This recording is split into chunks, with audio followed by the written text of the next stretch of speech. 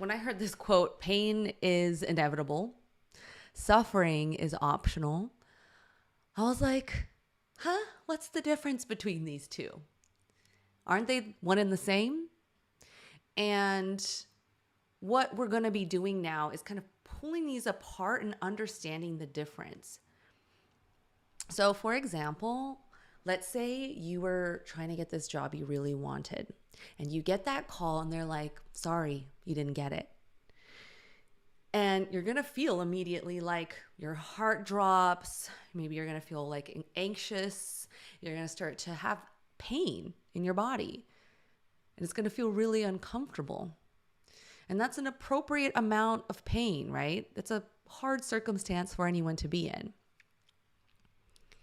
But then you go home and you start telling yourself like, yeah, it's because like I'm not smart. It's because I'm not good enough. I don't deserve it. Some other people are just so much better than I am, right? And you start to kind of get into this mind frame that's like I call it internal mental hells, where you start saying a lot of negative things about yourself, a lot of stories, judgments. You start reflecting back and like, oh my God, didn't I say that answer so wrong? I was so awkward in that meeting. And you start to build up more and more stories around that experience of not getting the job. So these stories and these judgments, this is the suffering. So emotional pain is those initial physical and emotional reactions that we feel. We feel emotional pain in the body. And the interesting thing is that emotional pain and physical pain activates similar brain regions. So that's why you feel it in your body, even though it's an emotional pain. You're like, oh, my heart, like, right? You feel it drop. You start to feel your hands get clammy. It's all very physical. It manifests very physical. So pain will cause suffering when it's not controlled. So suffering is when we create the suffering ourselves, the mental anguish, the stories, right? So it's our response to that pain, to that initial, uncomfortableness, rather than the pain itself. So suffering is our response to the pain rather than the pain itself. So what do we do? How do we avoid suffering? How can we just deal with the pain, not have to go all the way into the really terrible part of being in the little mental prison? We have to accept the pain. So sometimes the pain, the suffering of the pain and suffering, right? That is because we are pushing away the pain. We don't want to feel the pain. And we're trying to typically escape pain. Humans are hardwired to want to avoid pain because this is a 2 million year old part of our brain. It's a survival technique to avoid danger. It's like, okay, we want to avoid any imminent threat. We don't want to be like lurking around and a cheetah comes and attacks us and kills us. So we learned, a survival technique we learned is to really avoid any type of pain, avoid danger. But this is, again, a very old part of our brain. And so, yes, it helps us survive and helped our species survive for so long, but it's not helping us to grow and thrive in this world. So this is why we did the ice challenge, because we put the ice in our hands, right? And we started to notice that there would be painful sensations and you want to drop it. You want to let go of it. You don't want to deal with it. But when you start to accept the pain, you bring awareness to the pain, you bring curiosity to the pain, you kind of just notice the sensations without it having to heavily affect you. You're able to kind of bring a new awareness to the experience so you can kind of detach from it. So Kristen Neff says, pain is like a gas substance. Allow it to be and it will eventually dissipate. So that's why when we had the ice in our hand And instead of just like, oh my God, I want it to be over, you start to kind of allow yourself to feel the pain. It wasn't as painful, right? You could handle more. It was more, you can tolerate it more. So that's why in our course, we focus a lot on our body sensations, right? Before we start to speak and present, like what's happening in the body.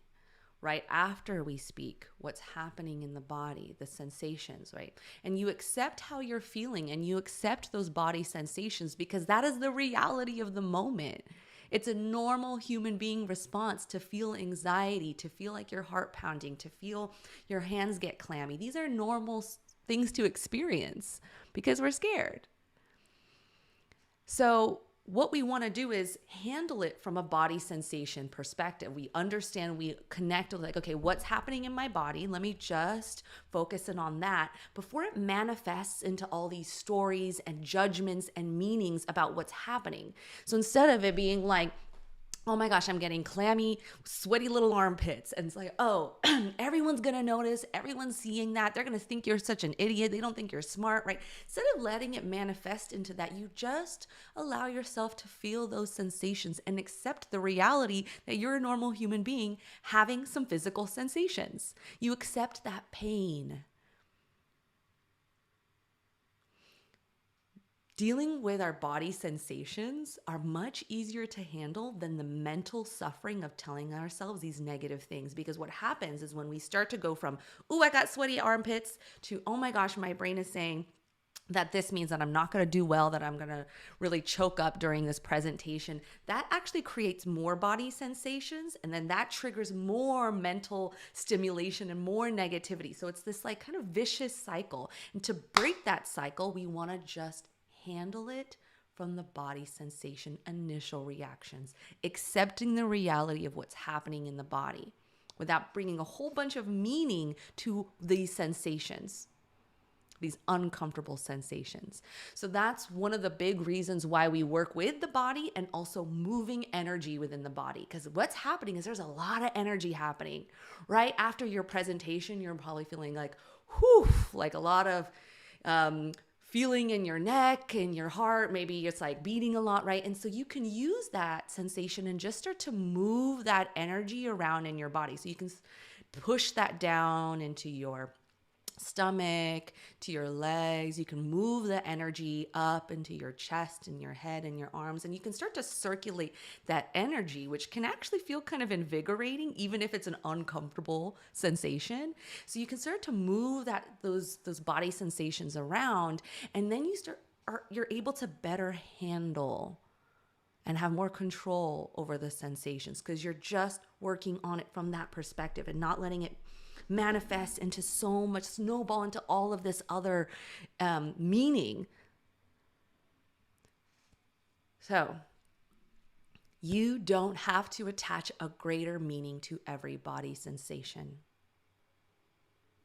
Feeling uncomfortable in your stomach, it could just be uncomfortable in your stomach. It doesn't have to mean it's because someone doesn't think you're smart enough, or that it means that people are going to think that you're not a great speaker, right? We start to attach meanings to our sensations, and you could just be uncomfortable and allow yourself to be uncomfortable, accept the pain, understand it. Don't try to escape the pain.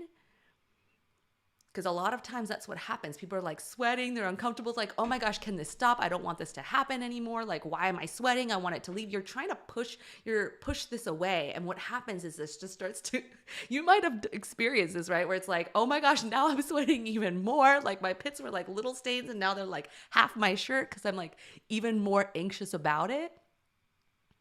So that's why I would just like accept. The 5-day challenge is an I got you challenge. So the goal is to feel supported no matter how painful the outcome is of your speaking engagement. Now, we all have this inner approval within us that's like, do you like this? I hope they like it. I hope the smartest person in the room likes it, right? This inner approval desperately wants other people's love and approval. But what it really needs is the approval from yourself. So for this 5-day challenge, you're going to be practicing fear. right now, I want you to just spend about 5 minutes brainstorming ideas of how you can practice fear over the next 7 days. And I want you to think about small things to practice fear. You don't have to be taking huge actions, like small things like, I'm going to just start asking questions in the classroom. I'm going to just start being the first to say hello in a meeting, or first to say hello at the store, or say hi to people on the street, right? What is one small thing that you've been wanting to do or that you think about doing, and practice it? Because when you start practicing your fears, you're starting to change your brain chemistry of how you handle and how you think about pain. It's like, this is uncomfortable. Oh, I'm doing it anyway. Okay, I'm going to accept that it's uncomfortable. Right? So we're going to practice this very regularly. So think about and brainstorm small actions you can take.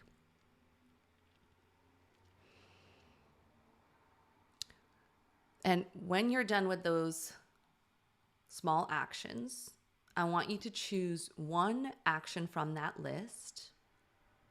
And I want you to say to yourself, I got you. Because you are going to support yourself regardless of how the outcome goes,